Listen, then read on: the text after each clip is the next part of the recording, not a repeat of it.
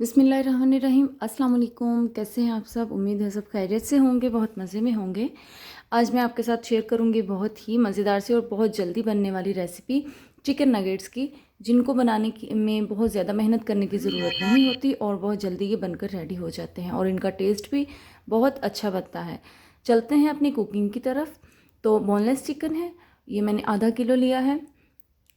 आप इससे ज़्यादा भी जितना आपको ज़रूरत हो उतना यूज़ कर सकते हैं। 1 चम्मच जो है वो नमक, 1 चम्मच काली मिर्च पाउडर, 1/4 टीस्पून सफ़ेद मिर्च पाउडर और हाफ़ टेबल स्पून जो है वो इसमें पेपरिका पाउडर, ये ऑप्शनल है, और हाफ़ टी स्पून इसमें ऑरिगेनो फ्लेक्स, और चिली सॉस हम इसमें 2 चम्मच डालेंगे।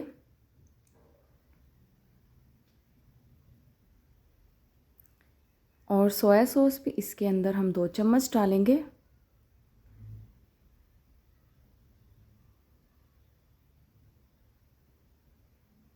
साथ ही हमने लहसुन डाल देना है इसके अंदर 1 चम्मच, और मैदा लिया है मैंने, वो इसके अंदर जाएगा 3 बड़े खाने के चम्मच।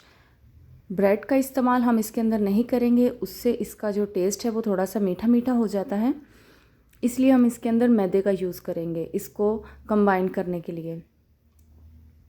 अब जो है वो चॉपर में डालकर इसे अच्छी तरह से पीस लेंगे।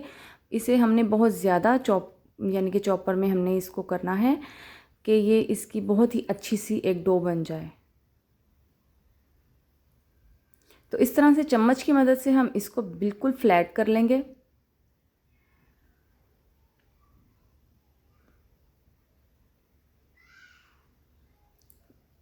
इस तरह से जो है वो इसे हम फ्लैट कर लेंगे और इसे हम फ्रीज़र में रख देंगे तकरीबन 4 से 5 घंटे के लिए।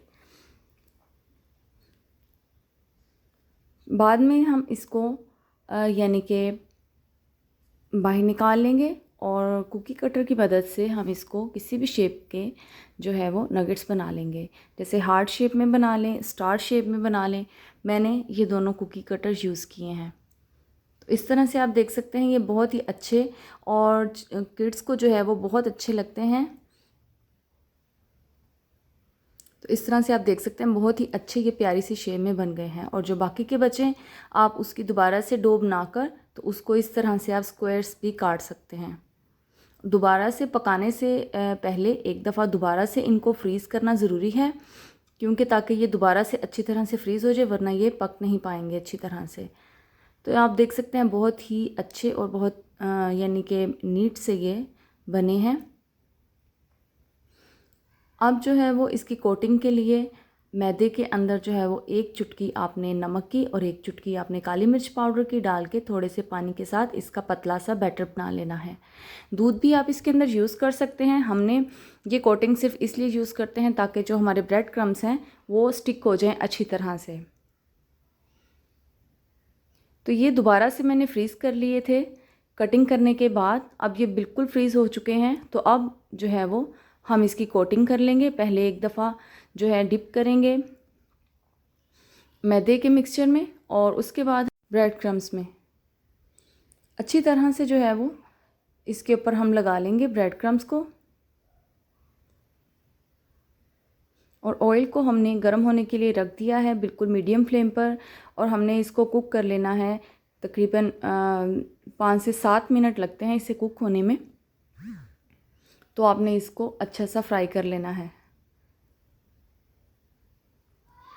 ताकि जो हमारा चिकन है, क्योंकि हमने इसमें कच्चा चिकन यूज़ किया है, ताकि वो भी अच्छी तरह से गल जाए और जो इसके ऊपर कोटिंग है वो भी अच्छी तरह से गोल्डन सी हो जाए।